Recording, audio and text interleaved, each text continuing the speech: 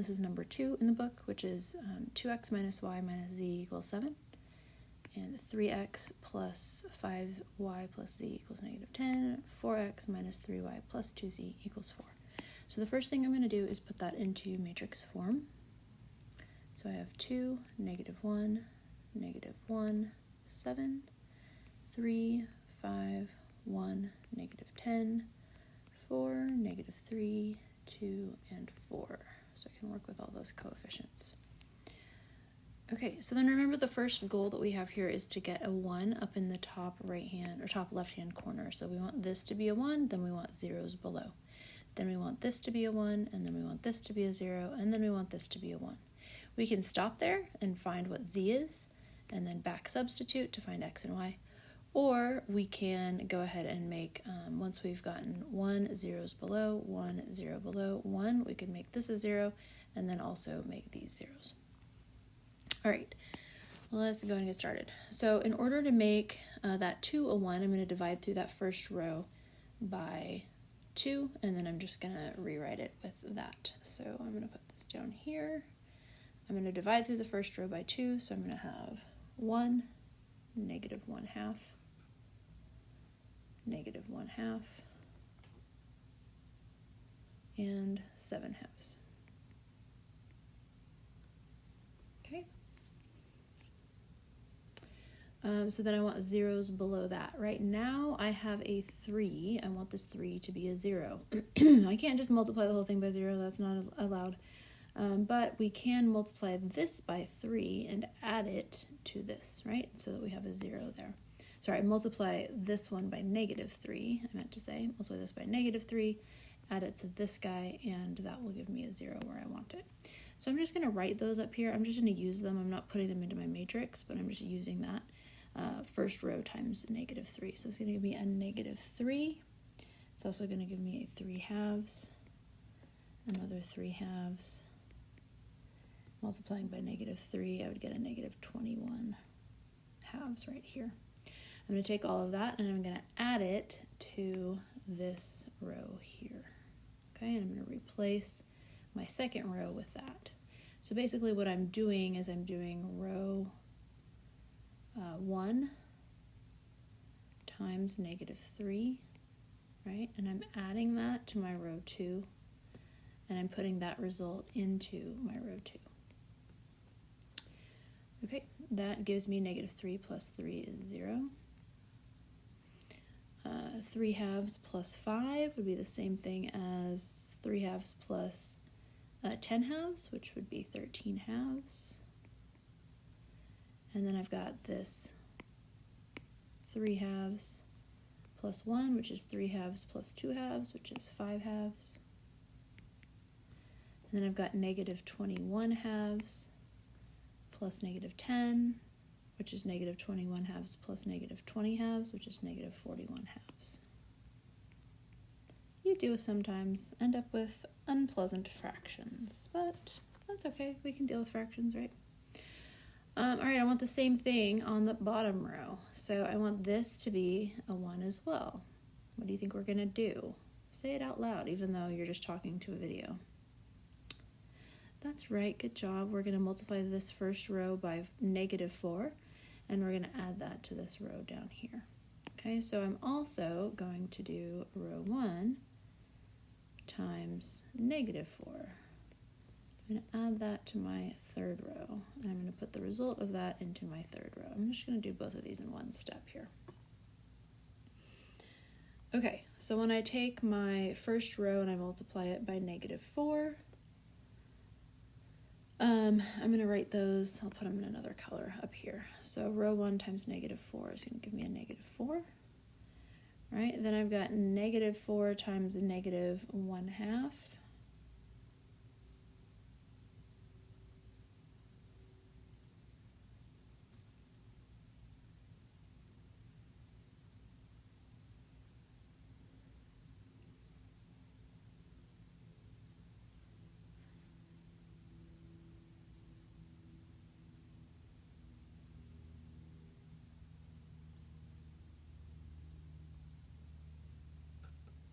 So then I've got negative 4 times negative 1/2, which would give me 2. Then I've got negative 4 times negative 1/2, which would also give me 2.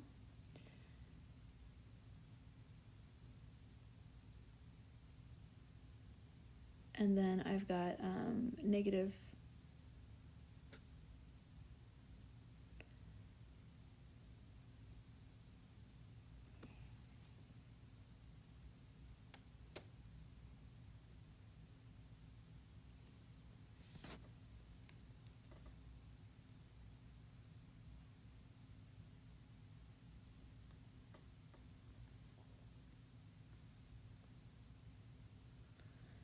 Okay, so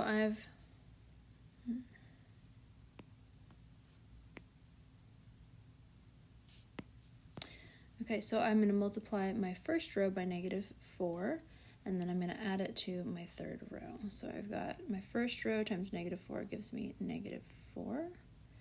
Then the next one is negative 1/2 times negative 4, which gives me 2. Then negative 1/2 times negative 4, which gives me also 2. And then 7/2 times negative 4, which gives me negative 14. Okay. And then, as we said, we multiplied row 1 times negative 4. We're going to add that to row 3, which is right here. We're going to put that result right here into row 3. All right, so I have negative 4 plus 4 is 0. Then I have 2 plus negative 3 is negative 1. Then I have 2 plus 2 is 4. And then I have negative 14 plus 4, which gives me negative 10. That's a little nicer. Okay, so let's stop, pause, think about where we're at right here. Remember what we want to get. We want 1 with zeros below. Then we want this to be a 1. Okay, so an easy way to make a 1 right here, I could just swap these two rows. Right, I've got a negative 1 here. If I just multiply through this thing by negative 1, then I've got a 1 here, and I want that 1 to be here, so then I'm just going to swap these two. Okay, so let's write that down. We have our 1, negative 1/2, negative 1/2, positive 7/2. Okay, and remember these guys up here, I just was using, I'm not rewriting anything with those, I was just using row 1 times a number so that I could add it to one of these guys and get 0 right there, but I'm not doing anything with that otherwise. Okay, then my next row, I'm going to swap my row 3 and my row 2. So I'm going to put 1, and I'm just going to make this a positive 1, a negative 4, and a positive 10. So what I did there is I did really row 3 times negative 1, and then I swapped it with row 2. Okay, which means that my previous row 2 now needs to be my row 3. So I have 0, 13/2, 5/2, and negative 41/2. So that one's still kind of gross, right? What do we want? What are we trying to get next? We have a 1 with zeros below. We have a 1 here, yay. What do we need now? We need this to be a 0. Okay, so how can I get this to be a 0? Remember, we can't ever multiply by 0. We've got to multiply this one by the opposite of this number and then add them together. So I'm going to multiply this row 2 by negative 13/2, add it to my row 3. Multiplying row 2 by negative 13/2 is a little gross. Let's just do that over here real quick and then I'll erase it. Okay, so my row 2 is 0, 1, negative 4, and 10. I'm multiplying each of those by 13/2, which means this is going to be a 13/2. This one is going to be negative 4 times 13/2, which is going to be a negative 26, right? Negative 2 times 13. So that's going to be a negative 26. And then I've got 10 times 13/2, which is 10 times negative 13/2, which would be 5 times negative 13, or negative 65, right? Bear with me, it's all going to work out, I promise. All right, so we've got this. That, remember, is just what I multiplied my second row, like I multiplied through my second row by 13/2. So I'm going to add all these values to these values so that I get this 0 that I was looking for. Okay? So adding those together, we get in our last row 0 plus 0 is 0. 13 halves. Okay, I have a positive 13 halves. Is that what I wanted? I think that was supposed to be a negative 13 halves. I was multiplying my first row by negative 13 halves. That should have been a negative 13 half, right? Let me double check those other ones. Multiplying negative 4 by negative 13 halves means that should have been a positive 26. Sorry, I multiplied by 13 halves, not negative 13 halves. So that should be a positive 26, and then multiplying 10 by negative 13 halves does give me my negative 65, so that one I did right. Okay, so then I'm going to be adding all of these guys to these guys right here. So I have 0 plus 0 is 0, negative 13 halves plus 13 halves is 0, that's what I wanted. Then I've got 5 halves and I'm adding 26 halves. So 26 halves is 52 halves, right? Sorry, 26 is 52 halves. So 52 halves plus 5 halves would give me 57 halves.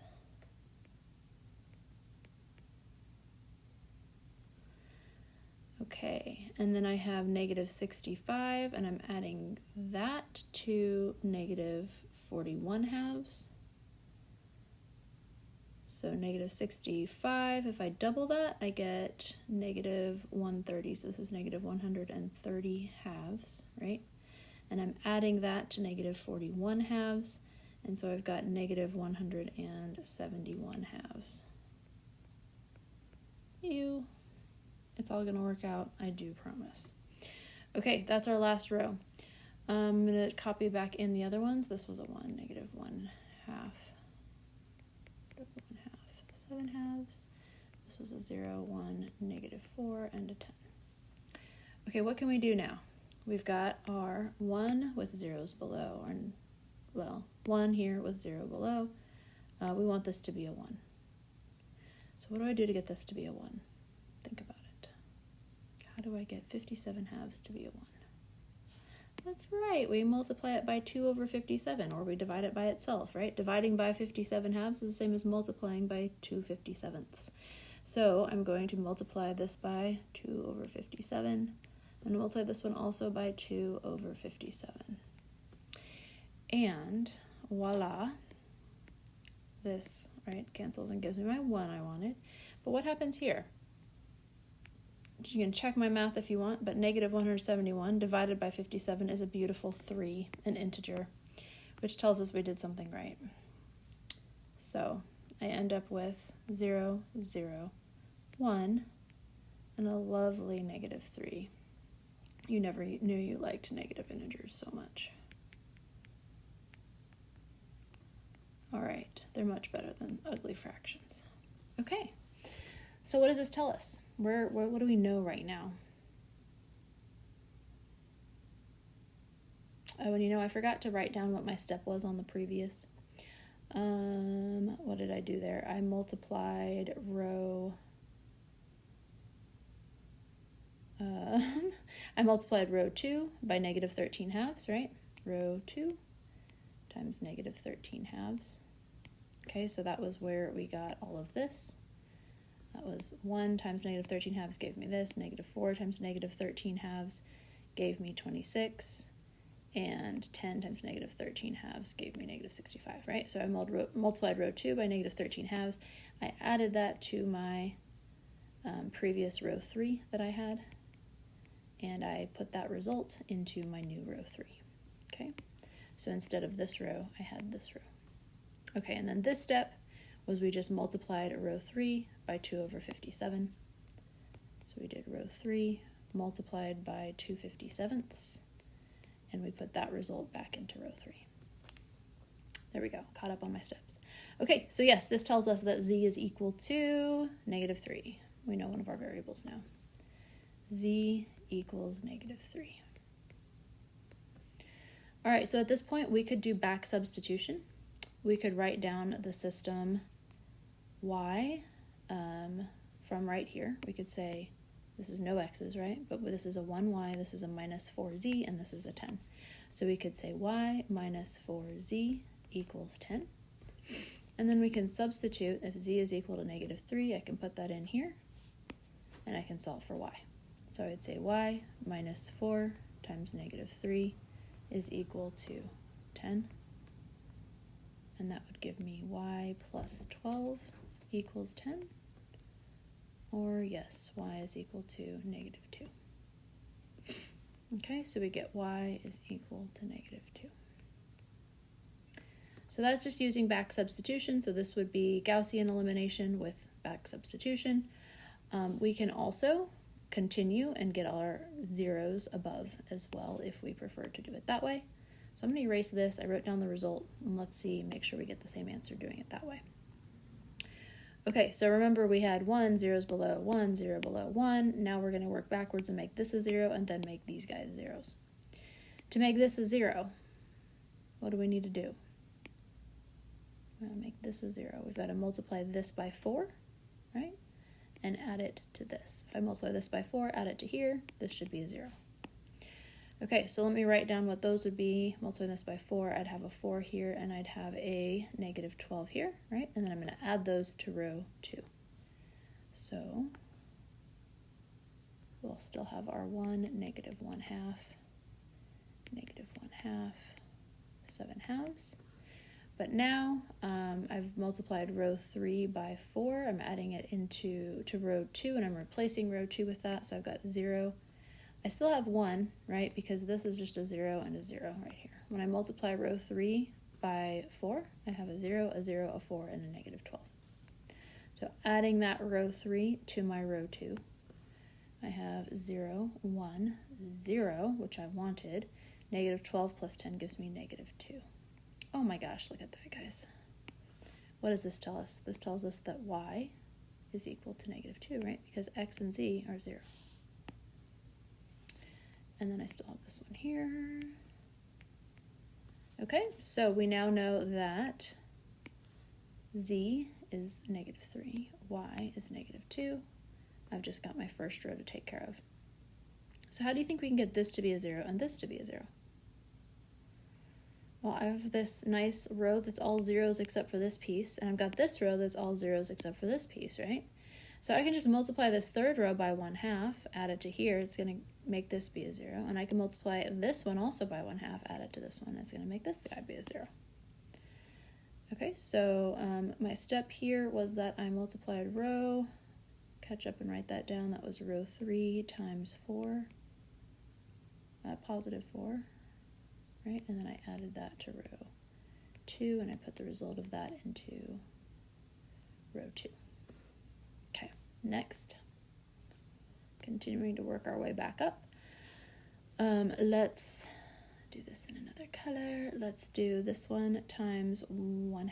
Okay, if I multiply row 3 by 1/2, again, this is a 0 and a 0. This is a 1/2, and this is a negative 3/2, right? Multiplying through that third row by 1/2, I'm going to add it back to my row 1. So I'll have 1, 0 plus 1 is 0, 0 plus negative 1/2 is negative 1/2. 1/2 plus 1/2 is 0, boom, there it is. And then negative 3/2 plus 7/2 is 4/2, right? 4/2 or 2. Okay, I still have the rest of my matrix here. That's all nice and done. And then my last step would be to make this guy also a 0. And to do that, I can multiply my row 2 by 1/2 and add it to this, right? Multiplying row 2 by 1/2, I would have a, let me just write these right here. Multiplying row 2 by 1/2, I have a 1/2 there. I've got a 0 here, I've got a 0 here, and I have 1/2 times negative 2 is negative 1, which I'm going to add to row 1. Okay? So, can I squeeze this in down here? I think I can. All right, so adding my pink row, which is my row 2 times 1/2 plus row 1, I'm going to have a 1. Negative 1/2 plus 1/2 is 0. 0 plus 0 is 0. Yay, I have my 1s with my 0s after. Negative 1 plus 2 is 1. All right, and copying in the rest of my matrix, I have 0, 1, 0, negative 2, 0, 0, 1, negative 3, and so I just found out that my x value should be 1, right? Because this stands for x, y, and z. X equals 1. I could have also found that by back substituting. Right, back here I could have substituted back in somewhere if I wanted to. I could have written down this equation, or I could have written down this equation and substituted in my y and z values and found x that way as well. But my solution here is that x equals 1, y equals negative 2, and z equals 3. All right, that's it.